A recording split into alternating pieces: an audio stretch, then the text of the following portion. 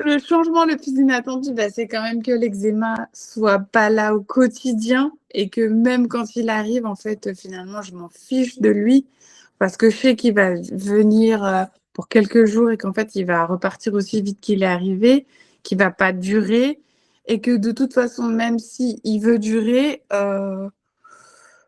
moi, je vais lui ordonner gentiment de partir. Professionnel. Alors, donc du coup, je suis Jessica, secrétaire médicale. Je fais un métier où je bouge beaucoup parce que je fais les remplacements, donc je vois beaucoup de services. Je suis quand même, dans un métier qui est assez diversifié, mais qui peut être stressant. Et puis je suis maman d'un petit garçon, de presque 2 ans et j'ai déclenché, de l'eczéma vraiment, avec des crises, juste avant de vouloir un enfant.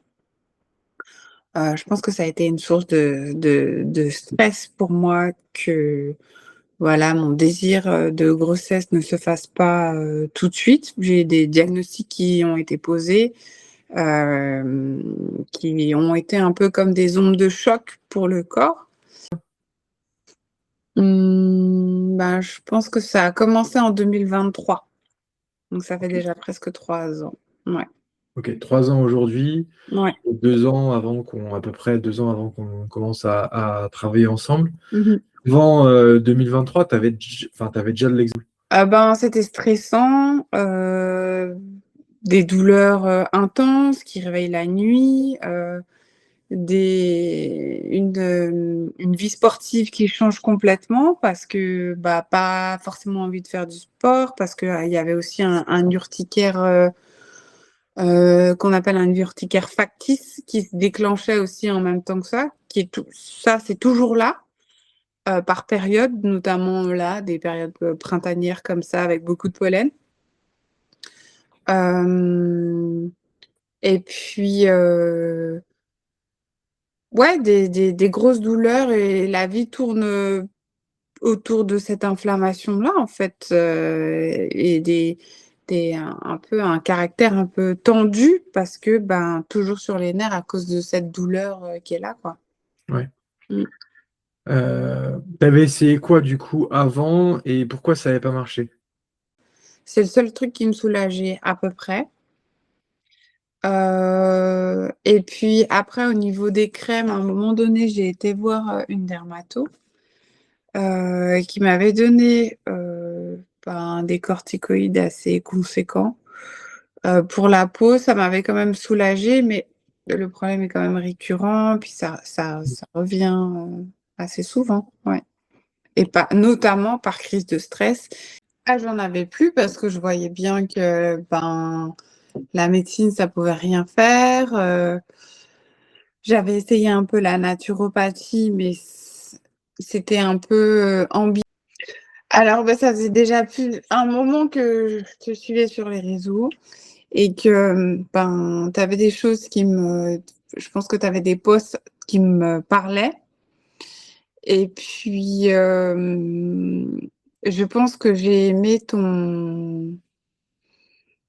comment dire ça? Ta pédagogie d'explication OK. et voilà, il y en a plein d'autres, hein, des gens qui donnent des conseils sur l'eczéma, mais je pense que voilà, ce que tu proposais après quand je t'ai eu au téléphone, avec les groupes de parole et tout, de voir qu'il y a d'autres gens qui traversent la même chose que toi et qui sont dans la même détresse que toi. Moi, en fait, alors même si par rapport à ma vie de maman, je peux pas être toujours sur mon téléphone, machin, mais en fait, même d'avoir eu juste je pense que j'ai dû participer à 3 ou 4 visios, en fait, ça fait vachement de bien, ça apporte vachement moi en tout cas, ça m'a apporté vachement de réconfort de savoir qu'en fait, j'étais pas la seule à avoir des soucis d'eczéma, intraitables quoi, et puis voilà, on comprend qu'il faut vivre avec, qu'il faut bien se remettre au sport, qu'il faut que tout ça, il y a plein de choses, il y a plein de manières et que tout ça, en fait, il faut l'évacuer et qu'il faut travailler aussi sur, les traumatismes et les douleurs et les chocs, émotionnels, voilà, qu'on a eus et que, voilà, de faire des mini-thérapies ou des mini-introspections, et même, je pense que j'ai pu prendre conscience là pendant ce coaching-là, d'un stress qui est là, qui est permanent, dont je ne me rends jamais compte, en fait. Ouais, ça Mmh. c'est intéressant ce que tu dis là, Mmh. parce que des fois on se dit: «Je suis pas stressé». Non. Des fois on l'est pas et à force qu'on nous le dise, on le devient. Moi, c'était un petit peu ça. Mais, il y a aussi, des fois c'est le cerveau, nous masque un petit peu. En fait, vu que ça s'installe dans le quotidien, on arrive à l'oublier et à pas trop le sentir et c'est pas comme des stress aigus où, par exemple, tu passes un examen ou un entretien d'embauche, et là, tu es hyper stressé à ce moment-là, mais Mmh. après ça part. Tu as des stress qui s'installent, qui sont beaucoup moins forts, mais en fait, on on s'en rend plus compte, quoi. Ouais. On se rend plus compte de la charge mentale qu'on s'impose, surtout les femmes, surtout les mamans. Mmh. Mais de manière globale, de plus en plus, on a une charge mentale, énorme en fait. On veut tout faire parfait et on s'en rend compte que quand on fait ce travail d'introspection, de recherche sur la partie émotionnelle, souvent on se rend pas compte en fait de l'impact que ça peut avoir. Mmh. Et ça, ouais, j'en ai pris conscience, ben, après, on va dire, un événement professionnel.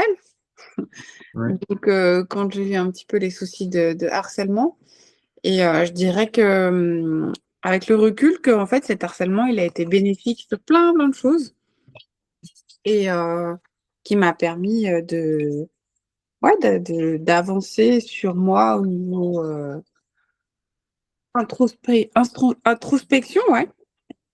clairement, de toute façon, toutes les situations, hem, difficiles à vivre, Ouais, de vraiment ce qui m'a aidée, c'est vraiment, ben, tout ce qui est proposé aussi autour, au niveau du mental, en fait, parce que c'est lui qui nous fait beaucoup de mal quand mmh, on grandit ou ouais, pas, même quand on est très jeune, ouais, selon comment on est perméable ou pas, mais au final, ouais, c'est le mental qu'il faudrait, gérer, dès ouais, l'école maternelle. clairement. Bah, clairement. Ouais, ouais, Bah, ouais. c'est notre rôle de parents, d'essayer en tout cas de donner les outils, Mmh. même si on est faillible bien évidemment, tu vois, au maximum. Mais Mmh. effectivement, ouais, le mental, c'est Ah oui, oui, parce que moi, j'ai pas eu de crise, quasiment, de juin jusqu'à novembre, en fait. J'ai quasiment pas eu de crise, voire pas du tout, ou du moins très, très peu. Peut-être que c'est une période où voilà, à un moment, j'ai peut-être mangé plus de sucre, que prévu, mais où j'ai eu un pic de stress. Mais en fait, jusque-là, j'appliquais très, très bien les, mmh, les recommandations, et en fin de compte, j'ai pas eu de problème, quoi. ouais. Ouais. Et qu'est-ce qui fait que du coup, derrière tu as rechuté, d'après toi? Ben, un gros stress, et puis, une prise de conscience où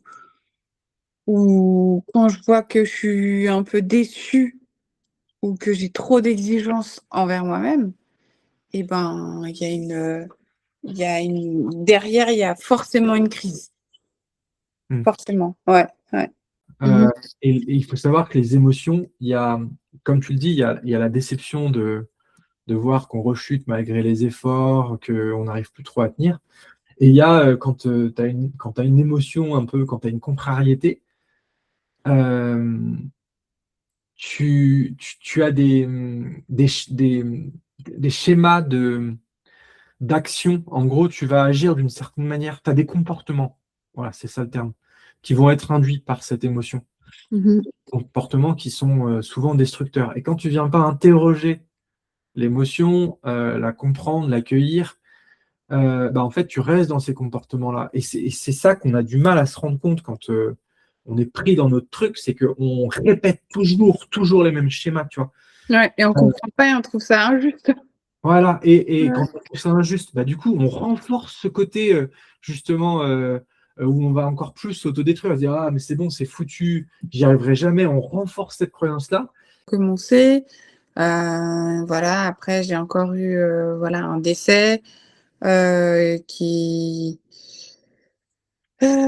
qui m'a beaucoup bouleversée aussi, mais toujours dans le bon sens, voilà, il y a des émotions qui sont mauvaises, qui sont difficiles à traverser, qu'on voudrait éviter, mais qui sont inévitables, donc et qui amènent à d'autres questionnements, à d'autres réponses, à d'autres issues, en fait, j'ai envie de dire.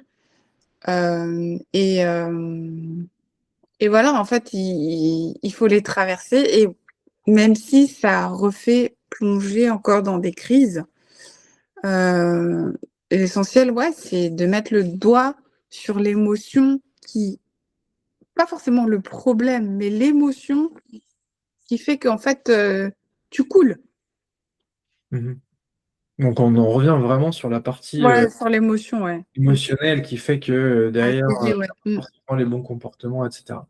Mmh. Du coup là, aujourd'hui, comment Et je suis plus centrée à l'évacuer par tous les moyens et je suis plus centrée sur moi-même surtout, parce que j'étais complètement décentrée. Voilà, ça c'était c'est une énergéticienne qui me l'a dit mot pour mot. Je vais pas rentrer dans les détails, mais je suis aussi tombée sur une connerie ou pas, de numérologie où elle disait exactement ce que le l'énergéticienne me disait, voilà, que j'étais complètement décentrée, en fait, que j'étais plus moi-même et en fin de compte, bah, voilà, on se perd, je sais que j'ai déménagé aussi il y a quelques années et que suite à ça, j'ai une succession de maladies, donc de petites maladies inflammatoires, hem et voilà, on en revient toujours à l'émotionnel. ouais, parce que tu disais, le terme est pas mal, le fait de se Mmh. recentrer, de reprendre le contrôle de sa vie. Ah, pas du tout, pas du tout. Je pense que si elle me l'avait pas dit et exprimé par des mots et et dit avec un peu d'humour, je pense que je n'aurais pas compris. Je n'aurais pas compris et c'est parce que c'est des choses qu'on m'avait déjà dites quand j'avais fait de la sophro, il y a peut-être 5 ans en arrière. C'est déjà des choses qu'on m'avait déjà dites, Ouais, mais tu que étais j'étais pas pas resté. moi-même, mais peut-être que j'avais pas compris. Mmh, Pourquoi j'étais pas moi-même et en fait, j'ai fini par comprendre en fait, que ouais. voilà, j'ai envie de me faire accepter. Je j'étais pas au courant de ça, parce que pour moi, j'ai pas de problème avec les autres spécifiquement, mais apparemment, j'ai besoin de me faire accepter et peut-être que j'adopte une attitude, heu, qui n'est pas moi en fait. Mmh. Donc C'est hyper important ce que tu dis là, je pense pour, beaucoup d'eczéma warriors. ah ouais? Ouais, puisque moi je le constate dans beaucoup de coaching en fait, et on s'en rend même c'est ce que tu dis, c'est-à-dire qu'on s'en rend pas forcément compte, mais on joue On à joue être un rôle. l'autre personne.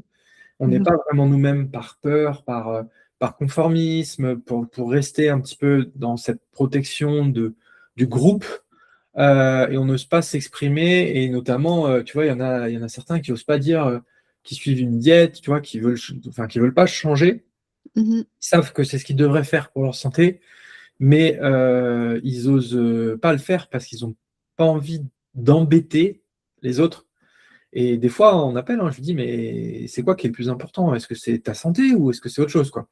Et Mmh. des fois la réponse c'est non, c'est de rester, dans la c'est enfin, c'est pas dit vraiment dans ces termes-là, tu vois? Mais de rester dans cette fameuse sécurité du groupe et de pas embêter les autres. Mmh. Toi, je pense que toi tu as eu cette bascule-là, que tu as eu que là et que tu avais pas eu avant, alors qu'on te l'avait. Ouais, exactement, c'est un peu ce à quoi ça a débouché, suite à ça, j'ai pu lire un petit peu aussi, bah, le livre, de Jessie, je ne sais plus quoi, «Je fais ma glucose, révolution». Moi, ça m'a permis de Une chose comprendre clé, comme ça. ouais, Ça m'a permis de comprendre beaucoup de choses, sur moi, sur toutes les maladies inflammatoires que j'avais. Ce qu'elle disait, c'est exactement moi. Donc ça permet de se rendre compte de plein de choses. J'avais aussi, plein d'applications pour la lymphe qui me titillaient depuis un moment. Donc j'en ai téléchargé une et j'ai vu les améliorations sur l'apaisement au niveau nerveux, le visage qui s'est enfin dégonflé, un visage que je retrouve. Donc puis là, encore, je continue, dans la recherche, de la méditation, de la sérénité, voilà. Là encore dernièrement, j'ai téléchargé une petite application pour, une nouvelle application de méditation avec, des musiques, pour les chakras. Et ben, j'ai essayé, ça m'a fait du bien, hein, ça m'a shooté. Mmh.